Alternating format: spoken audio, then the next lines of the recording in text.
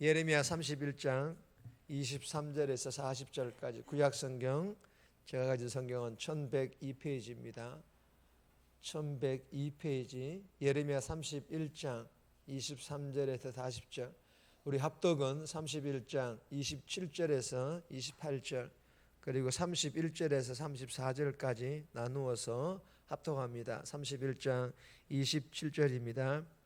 여호와의 말씀이니라.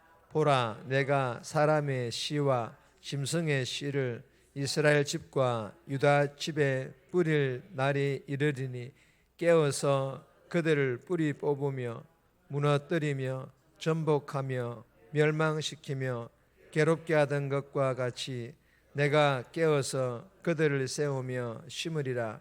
여호와의 말씀이니라. 31절입니다. 여호와의 말씀이니라. 보라, 날이 이르리니 내가 이스라엘 집과 유다 집에 새 언약을 맺으리니라. 이 언약은 내가 그들의 조상들의 손을 잡고 애굽 땅에서 인도하여 내던 날에 맺은 것과 같지 아니할 것은 내가 그들의 남편이 되어도 그들이 내 언약을 깨뜨렸음이라. 여호와의 말씀이니라. 그러나 그날 후에 내가 이스라엘 집과 맺을 언약은 이러하니 곧 내가 나의 법을 그들의 속에 두며 그들의 마음에 기록하여 나는 그들의 하나님이 되고 그들은 내 백성이 될 것이요 여호와의 말씀이니라. 그들이 다시는 각기 이웃과 형제를 가리켜 이르기를 너는 여호와를 알라 하지 아니하리니 이는 작은 자로부터 큰 자까지 다 나를 알기 때문이라. 내가 그들의 악행을 사하고 다시는 그 죄를 기억하지 아니하리라. 여호와의 말씀이니라. 아멘. 오늘 본문의 제목은 새 언약. 새 언약. 오늘 이 본문은 이스라엘 백성들이 하나님과 맺은 언약을 깨뜨렸지만 그러나 하나님께서는 그들의 죄를 용서하시고 그리고 그들과 새 언약을 맺으셔서 영원한 회복을 안겨주시겠다라고 약속하시는 그런 내용의 본문입니다. 오늘 이 본문을 통해 우리에게 주시는 첫 번째 교훈입니다. 징계와 회복케 하시는 하나님. 우리 하나님은 징계만 하는 것이 아니라 회복도 함께 하시되 그러나 회복을 위한 징계라는 이러한 사랑의 하나님이심을 우리에게 교훈합니다. 23절에서 30절까지인데 28절 말씀 보시면 깨어서 그들을 뿌리 뽑으며 무너뜨리며 전복하며 멸망시키며 괴롭게 하던 것 같이 내가 깨어서 그들을 세우며 심으리라. 여호와의 말씀이니라. 여러분, 이 본문에 하나님께서 이렇게 말씀하십니다. 뿌리를 뽑으며 무너뜨리며 전복하며 멸망시키며 괴롭게 하던 것과 같이. 여러분, 무슨 말씀입니까? 하나님께서는 유다와 이스라엘 민족과 백성들을 뽑아내셨고 전복시키셨고 멸망시키며 괴롭게 하셨다라는 것입니다. 본인께서 택하신 그 민족과 그 백성들에게 말입니다. 그러나 다시 이렇게 말씀하십니다. 내가 깨어서 그들을 세우며 심으리라. 하나님께서 이제는 유다와 이스라엘 민족과 백성들을 다시 세우시고 심으시겠다. 즉 회복케 해 주시겠다라고 그렇게 말씀하시고 계십니다. 여러분, 이로써 유다와 이스라엘 민족과 백성들의 상황이, 환경이 회복됩니다.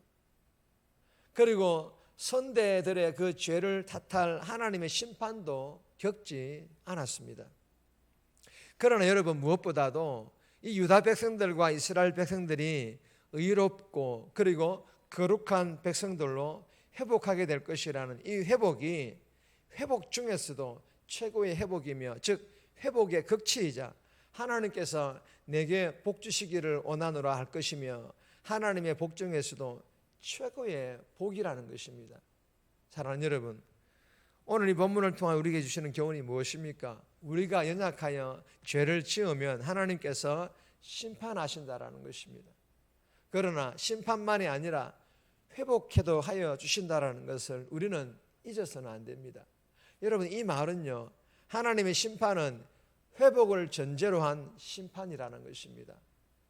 그러므로 이 교훈을 우리가 마음판에 잘 새겨서 나에게 하나님의 징계가 주어졌을 때 원망과 불평이 아니라 내 자신을 돌아보며 돌이키고 회복해야 될 것들이 있다면 철저하게 돌이키고 회복함으로 회복해 해주시는 그 하나님의 은혜의 복을 받아 누리는 저와 여러분들의 삶이 되시기를 주님의 이름으로 축복합니다.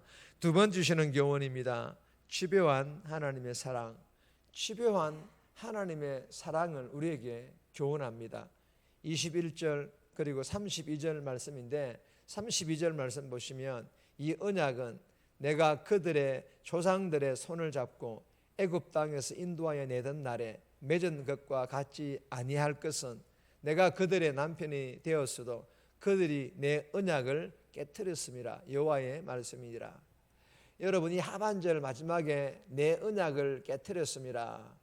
여러분, 이스라엘 백성들은요, 출애굽 이후에 하나님과 맺은 언약을 스스로 깨뜨려 버렸습니다.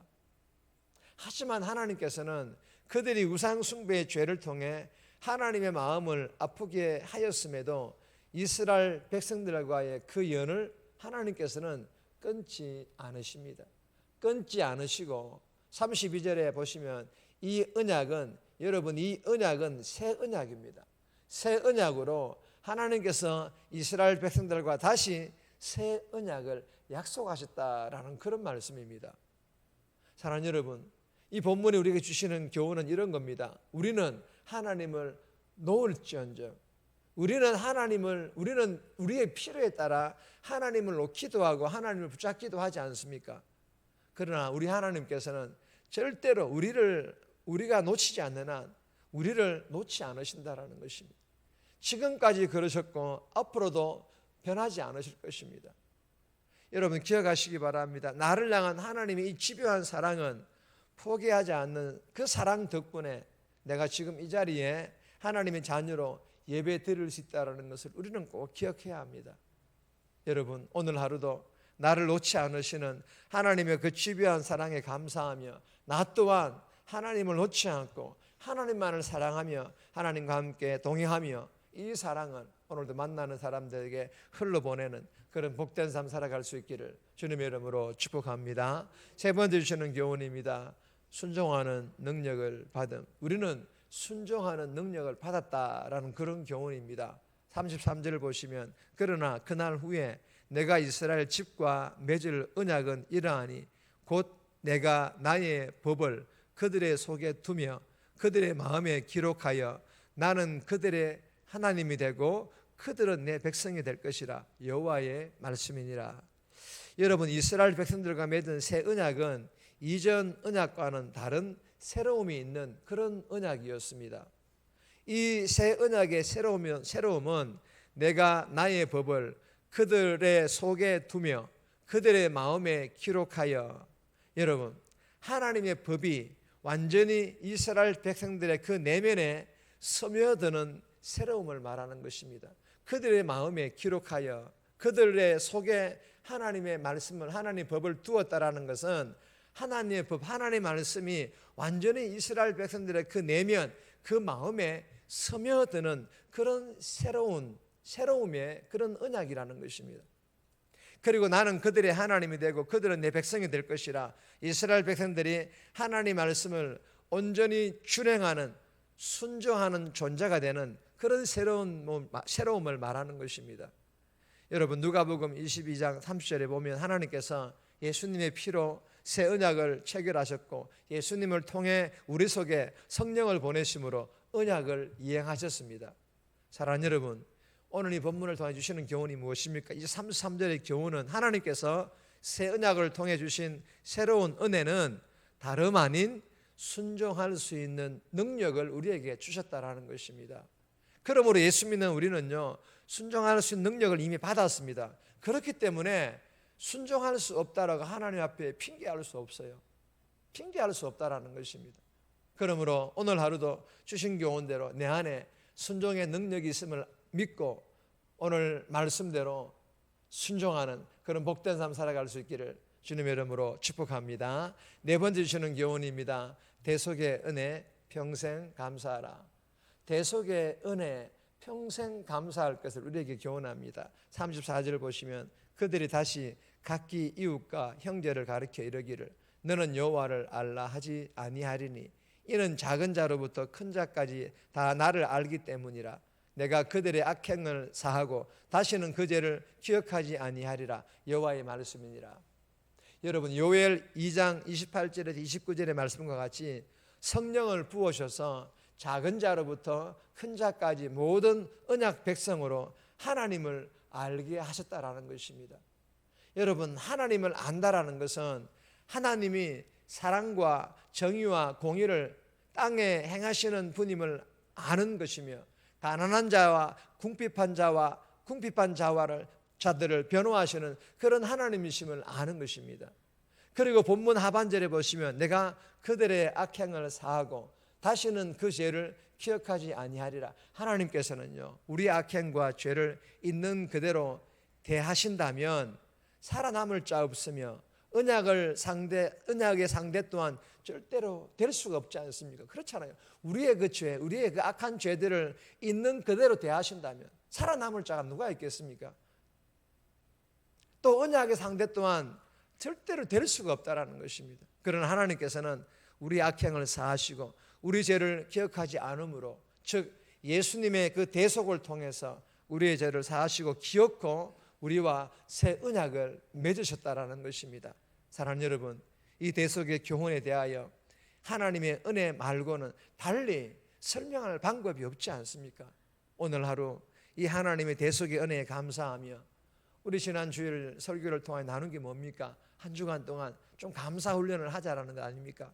우리가 감사 훈련을 하듯이 평생 감사하며 그렇게 하나님께 영광 돌리는 하나님을 기쁘시게 하는 그런 복된 삶 저와 여러분들이 살아갈 수 있기를 주님의 이름으로 축복합니다.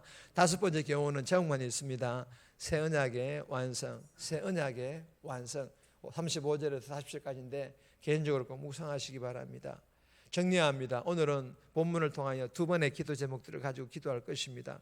첫 번째로는 하나님의 징계가 주어졌을 때 원망이 아니라 내 자신을 돌아보며 철저히 회개함으로 회복해 주시는 하나님의 복 받아 누리게 해달라고, 나를 놓지 않으시는 하나님의 집요한 사랑에 감사하며 나 또한 하나님을 놓지 않고 하나님만을 사랑하며 하나님의 사랑을 흘러보내는 전도자의 삶 살아가게 해달라고. 두 번째로는 내 안에 순종할 수 있는 능력 주셨음을 믿고 오늘도 말씀대로 순종하는 삶을 통해 새로운 삶을 경험하게 해달라고.